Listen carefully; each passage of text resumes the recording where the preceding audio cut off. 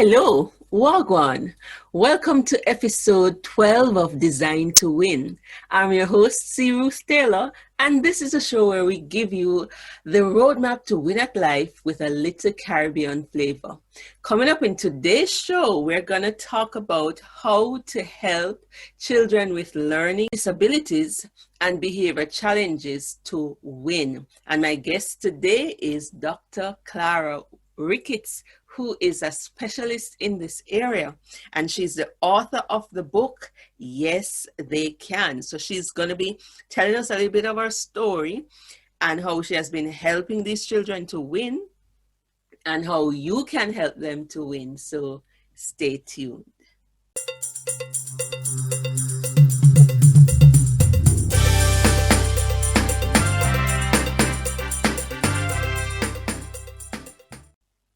Dr. Clara M. Ricketts is the founder and CEO of the Shore Foundation Educational Center for Children with Learning Disabilities and Behavior Disorders. She holds a Bachelor of Arts degree in Social Sciences and a Master's degree in Education from the University of the West Indies, a Bachelor's degree in Biblical Studies from the Jamaica Theological Seminary, and a doctorate in Transformational Leadership from Baki Graduate University. Dr. Ricketts, welcome to the show. Thank you for having me, Ruth. My pleasure. Yes, it is indeed a pleasure to have you. And Dr. Ricketts is also one of my publishing clients. We partnered in publishing her book, Yes They Can. Before we get into helping children with disabilities and learning challenges, behavior challenges to win, Dr. Ricketts, tell us what's your favorite thing about Jamaica that you think our audience would be interested in knowing? I think that my favorite thing about Jamaica is the food. I love Jamaican food, the ackee and the codfish, the curry goat, oxtail, fried dumpling, and all that sort of thing. I don't believe that there is any food to compare with our Jamaican food. No matter where in the world I go, I come home. I love Jamaican food. Okay, which leads me to the next question. What's your favorite Jamaican food?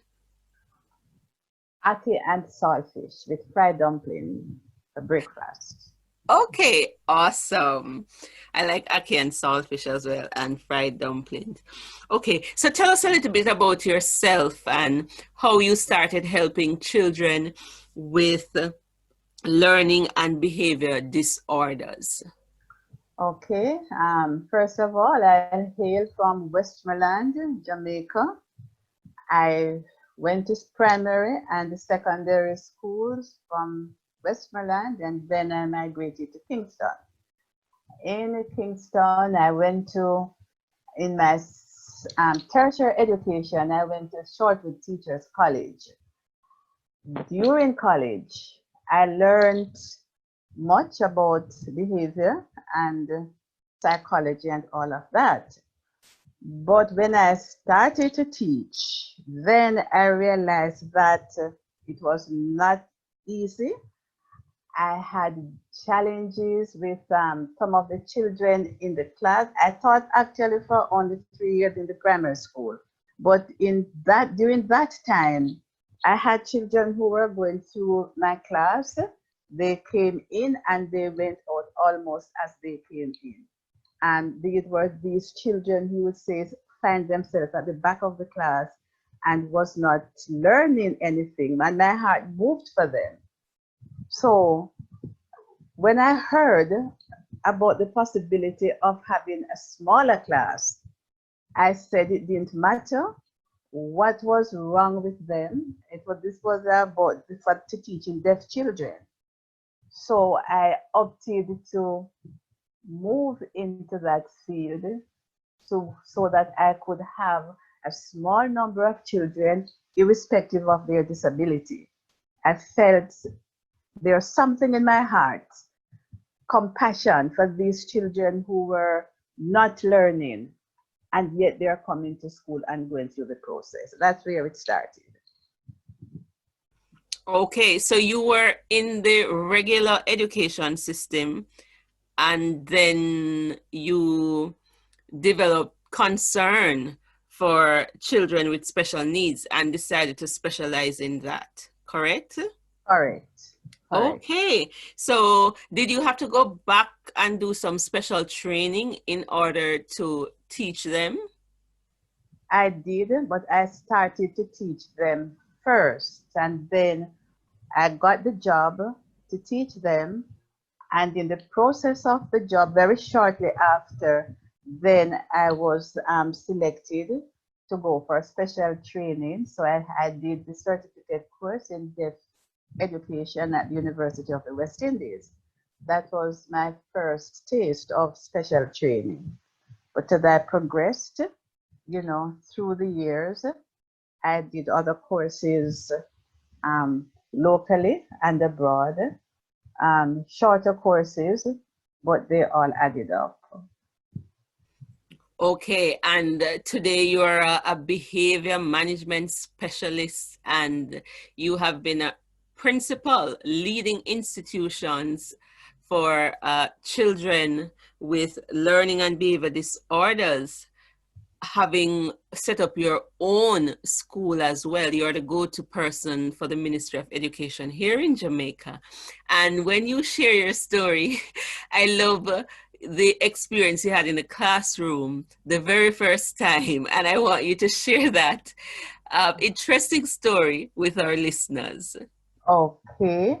Well, I told you that after about 3 years to be exact in the general system, the primary school, and it moved me to see the children were not learning these special children. So then I accepted the job that I heard was available to teach deaf children.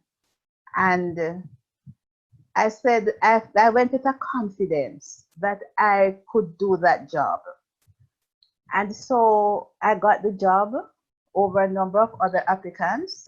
I was the interview panel was impressed with my confidence, and I told them how I would teach them and all of that. And then I went into school for the first day, and that was something else. The confidence I stepped in with, it was eroded in no time. The children did not look at me, no matter what I did, and their behavior was outrageous. I went home and I went to sleep from 4 o'clock in the afternoon, so stressed I was. The following day, I thought I had to find a way because I could not let down these persons who interviewed me and had so much confidence in me. I had to find a way. I went back. I said I had to do something. I did what I believe all children loved, took them out for games to have a nice time with them. That was a mistake. They ran all over the place and I could not get them. Nobody was hearing me, so I could not call them. It was terrible. When I eventually got them in after much running and stress and got them into the classroom, one of the teachers there said to me, "You have to show them that you are in control. You have to let them know that you are in charge." And of course, in Jamaica, that was 50 years ago to be exact, I did what any Jamaican teacher would interpret that to mean. And so I got myself a strap and I started to spank them. Now that brought down the house with anger. They got so angry, they started to throw the desk and chair, they pointed in my face, and they left the classroom and they walked out and went to other class to call the other children to come and defend them and to discipline me. And I that was really something. So by the end of that second day, I was worse off than the first. The third day, this was it. I was so distressed and I was still determined that I could not give up. So I went home and thought it properly. If these children are deaf, then they're working with their eyes. I have to find a way to get their attention, to attract their eyes. I went into my wardrobe and I took out the prettiest dress I could find. Every color was in the dress. And I looked for a pair of shoes that was pretty also, had flaps and all of that. And that was my clothes for the next day. I got myself an aid, teacher's aid, a chart, visual aid. I'm appealing to their eyes. And I reconstructed this calendar, made it on a large bit of paper, cartridge paper, and walked in there with my tool. When I went to school the following morning, I went into the classroom and I rearranged the classroom. I put the desks and chairs in separate places. I put on labels for the student's name on the desk. And then I went to the door to meet them. Going to the door, the first child came and she looked at me and then she pointed to a color in my dress to match it with the color on her clothes. And then she said, yes, so she looked at me and said, thank the Lord, they're looking at me. He's looking at me. And then she called another child and the same thing, just started to point now at the colors in my dress. And one by one, they all came to match their clothes because they did not wear uniforms then, to match their clothes with mine. And I said, thank the Lord, they are looking at me. Having got that far, we moved into the classroom. They followed me. And then when they got into the classroom, looking all around to see now where to sit, because nobody had knew where to sit. Their seats were all turned around and rearranged. So they had to look at me now. I pointed to the desks with their names. And that is how we got started. To cut the long story short, I got their attention. And having got their attention there, we started school. And from then it had been go, go, go. Wow, that's an awesome story. You are a true innovator and creative person. Thank you. You're also very persistent because I'm sure for some persons having that rough first 2-day experience, they would say, this is not for me. But you showed courage and you were resilient. And I really love that. And you kept working on it until today. You are a specialist in this area. So what word of hope do you have and some tips for parents and young teachers who are struggling to manage both the children they're dealing with in the classroom and the parents at home? I know as a young teacher, I started teaching at 20 and I was very skinny and not very confident, and the behavior, I mean, I remember running into the bathroom to cry. And I had to come up with strategies as well. And I had nightmares about children throwing chairs at me. And I did not stay in the classroom at that level for long. So what word of hope and some practical tips do you have for persons who are struggling to deal with children, even just regular children, not just those with learning and behavior disorders? Well, first of all, you said in describing me about resilience, and determined for success, which is really what it was. I knew I could not afford to fail because persons were depending on me. and I had to live up to that expectation. And so that forced me to find a way. And so for the teacher, I would say that that is something that you should um, take into yourself, that confidence, that faith to say that no matter how they behave, there is hope for them and that they can behave, they can learn. With that confidence, it is now going to propel you to really draw out whatever resources you can find within yourself to find an answer. Because I just knew that I couldn't fail, I had to succeed, and so I would say, I mean, the confidence and the determination. And then, of course, there is that love. You have to love the children.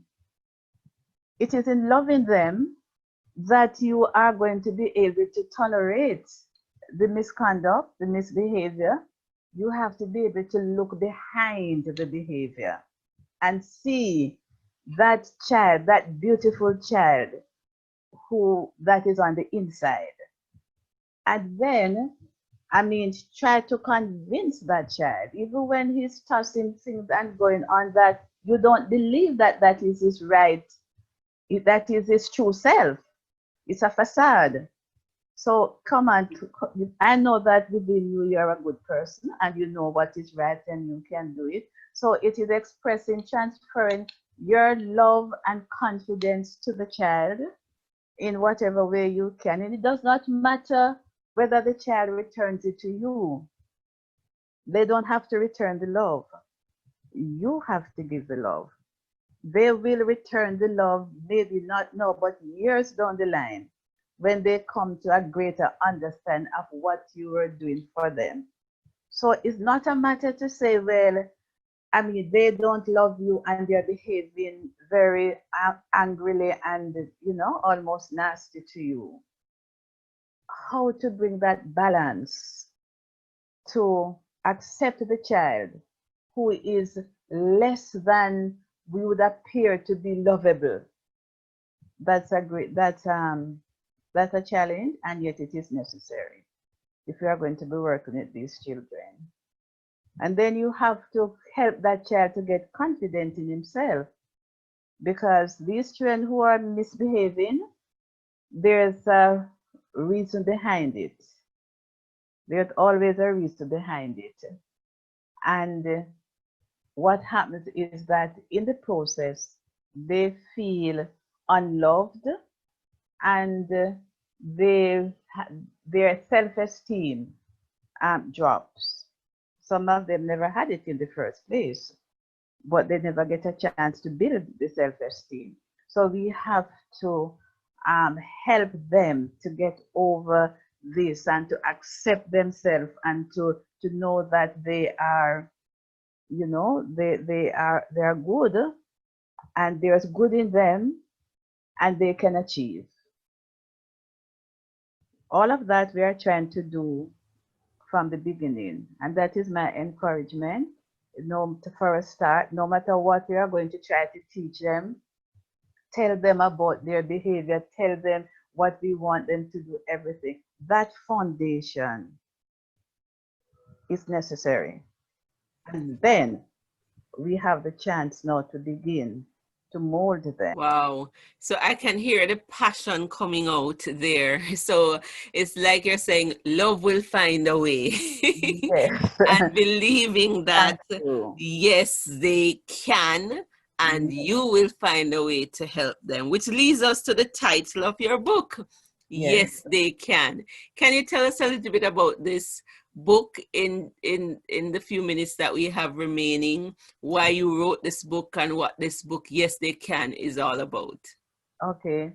I mean, that book came as a result of the work that I am presently doing, because after leaving the deaf children, I actually retired from from public education then, but I didn't believe I had done enough. I didn't feel the satisfaction that I wanted to feel in helping these children, because even in working with the deaf children, the behavior always presents itself as a challenge.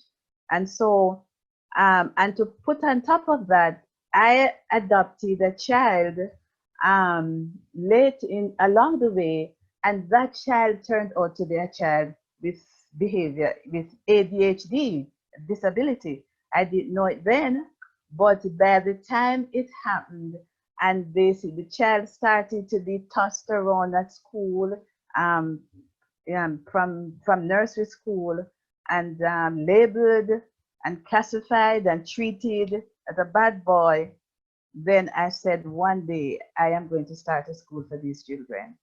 And so, and preparing to retire from my regular school in the public system, I started Shore Foundation.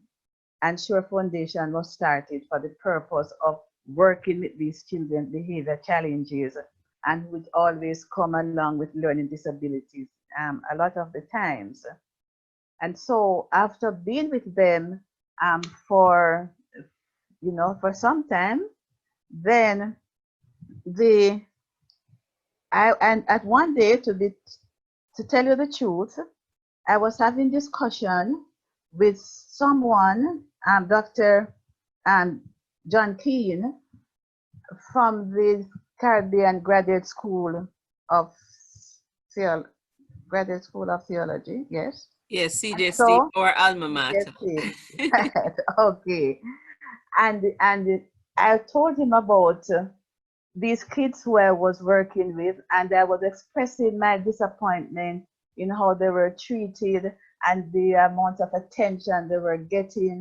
They were not getting the attention, the adequate attention from the government. They were not getting it from the parents, and I felt like rebellion. And then he said to me right there that because I went to explore the possibility of following a doctoral program, which I heard about, and he said immediately, that is the degree for you, transformational leadership. And he wrote down what he thought that I already had, which was the need for special education to help to transform not only these kids, but Jamaica. So I left there with my dissertation title already in hand. I worked there. And so when I went to Bakke, it was easy for me because I did not have to think to say, what am I going to write about? I was writing about the school that I was leading. And so all of my research came out of the school. And when I put that together at the end of my degree, or even during it, my professors kept on prompting me to say, this needs to go down in a book. You need to publish what you're doing. And so upon graduation, I started to pursue that, to say to, well, maybe I should write a book. And so I started that. And that is how the book got started. That was the seed for the book. And in it, because I was expressing from then my confidence in the work with these children, no matter where they came from. And so I had some struggles along the way to get started, but the Lord led me in the way, and the title for the book just came. And what is in the book?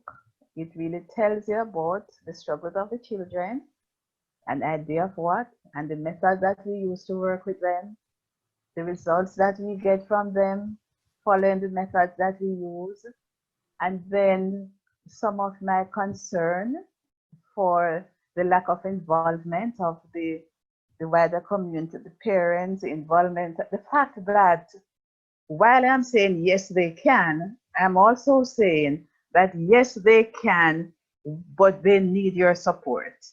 So that part came in where I'm trying to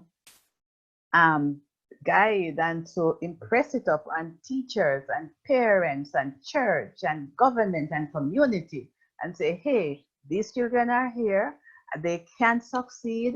There's no question about that, but it is going to come with the support of all the persons around them who have what to contribute. We have to put our resources together, our interest and they can and they will succeed if we all join together in whatever way we can to bring forth in the best that is in them.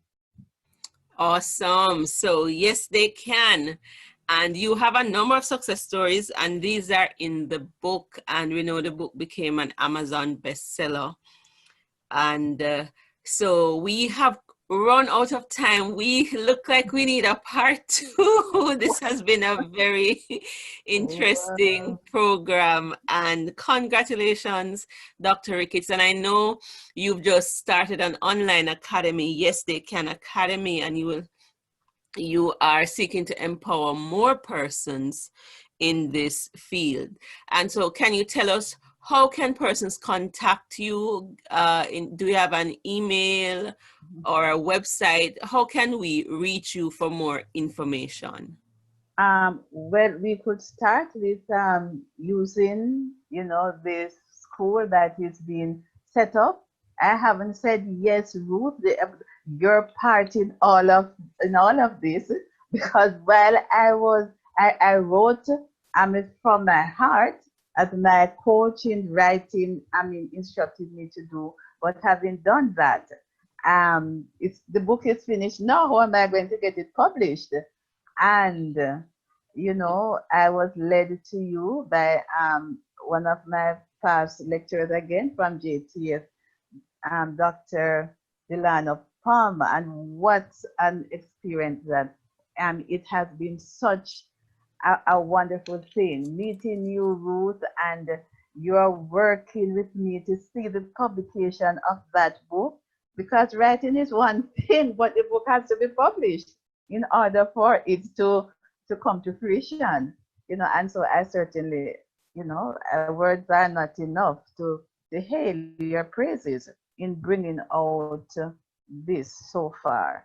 And then having done the book, your encouragement again to say you can leverage the book. Writing the book is good, but having it sitting down there, and many persons are not reading books, and to interest them to read the books, although the book was a bestseller, but then for the continuation, for it to have impact, then there's something more that we need to do. And there you were again, and there you are. And as we embark on this new course,